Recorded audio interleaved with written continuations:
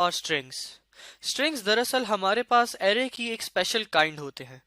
String हमारे पास ऐसे array होते हैं जिनको इस्तेमाल करके हम लोग करेक्टर्स को, मुख्तलिफ करेक्टर्स को एक वेरिएबल के अंदर स्टोर करते हैं। वो करेक्टर हमारे पास किसी भी तरह के हो सकते हैं और उन्हीं करेक्टर की मदद से फिर हम लोग मुख्तलिफ वर्ड्स बना सकते हैं और मुख्तलिफ सेंटेंसेस बना सकते हैं और उनको एक वेरिएबल के अंदर, उनको अपनी मेमोरी के अंदर सेव कर सकते हैं।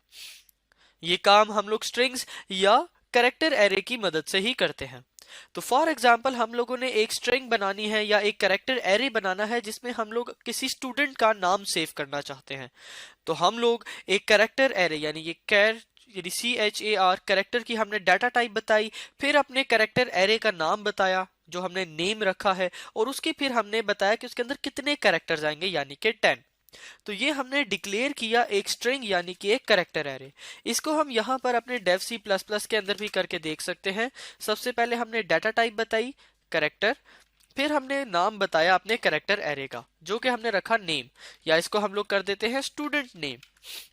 और इसके अंदर हमने बताया कि स्टूडेंट नेम जो भी हमने ये करेक्टर एरे बनाया है इसके अंदर मैक्सिमम कितने कैरेक्टर्स आ सकते हैं, यानी इसके अंदर कितने टोटल कैरेक्टर्स होंगे।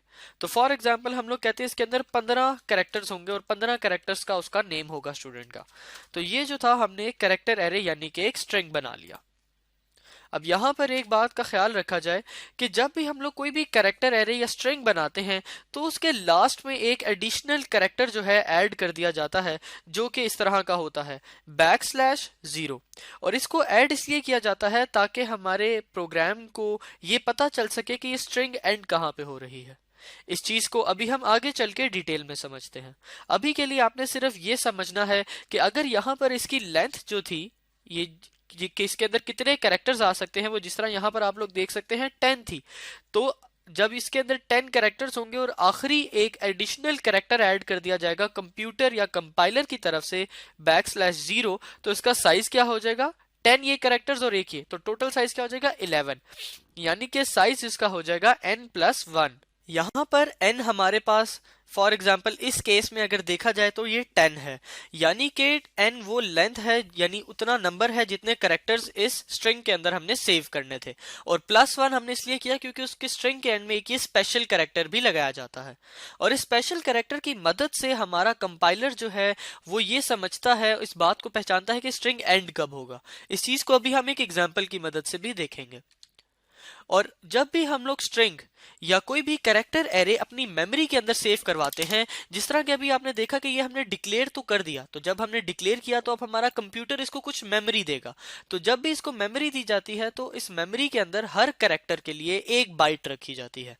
तो यहाँ पर अगर 10 कैरेक्टर्स थे तो उन 10 कैरेक्टर्स के हर कैरेक्टर के लिए 1-1 बाइट जो है वो स्टोर कर दी जाएगी। 1 बाइट से मुराद 8 बिट्स होती हैं, जिस तरह के आपको याद होगा। अब अगर मेमोरी में इसको देखें तो फॉर एग्जांपल हमने एक स्ट्रिंग बनाया जिसके अंदर हमने एक वर्ड सेव करना था हाइजलर, HAESLER। तो ये हमने सेव करना था। तो इसके अंदर कैरेक्टर्स कितने हैं 1 2 3 4 5 6 7। तो यहां पर n क्या होगा हमारे पास 7। तो इसके अंदर कैरेक्टर नेम में हम लोग लेंथ क्या लिखेंगे 7। और 8वां कैरेक्टर क्या होगा ये खुद से ऐड कर देगा हमारा कंपाइलर \0। तो अब इसका टोटल साइज क्या हो जाएगा 7+1 8, यानी कि n+1 इसका साइज हो जाएगा। अब अगर मेमोरी देखी जाए तो अगर पहला आपके पास जो कैरेक्टर था वो 65518 पर सेव किया गया था तो 1 बाइट इसको मिली, तो 1 बाइट इसको मिल गई तो अगली बाइट क्या आ जाएगी 65519, फिर 1 बाइट इसको मिल गई 19 वाली, तो 20 वाली बाइट 65520 वाली बाइट इसको मिल जाएगी और फिर इसी तरह अगली बाइट इसको, अगली बाइट इसको, और सारे कैरेक्टर्स को 1-1 बाइट जो है वो मिल जाएगी। यहाँ पर बिल्कुल इंटीजर एरेज की तरह हमारे पास कैरेक्टर एरे भी कंटिगुअस मेमोरी लोकेशन में ही सेव किए जाते हैं, यानी आप देख सकते हैं कि 18 के बाद डायरेक्ट जो 19 वाली मेमोरी लोकेशन होगी उसी के अंदर अगला कैरेक्टर आ जाएगा। ये नहीं होगा कि पहला 65518 पे हो और अगला 65524 पे हो, इस तरह नहीं हो सकता। कंटिगुअस मेमोरी लोकेशन जिस तरह के आपको याद होगा एक के बाद एक जो मेमोरी लोकेशन होती है उसी के अंदर नेक्स्ट इंटीजर या नेक्स्ट कैरेक्टर जो है वो सेव हो जाता है। अब अभी हमने ये ऊपर देखा था कि ये \0 जो है लगाया जाता है स्ट्रिंग का एंड मालूम करने के लिए। तो ये इस तरह पता चलता है कि हमारा कंप्यूटर जो है या हमारा कंपाइलर जो है यहाँ से कैरेक्टर्स को रीड करना शुरू करता है। पहले एच को रीड करेगा, फिर ए को, फिर ई को, एस एल ई आर, ये सारे कैरेक्टर्स रीड कर लेगा। अब जैसे ये स्लैश बैक स्लैश जीरो को रीड करेगा तो इसको यहाँ पर पता चल जाएगा कि स्ट्रिंग यहाँ पर एंड हो गई है और वो यहाँ पर रुक जाएगा।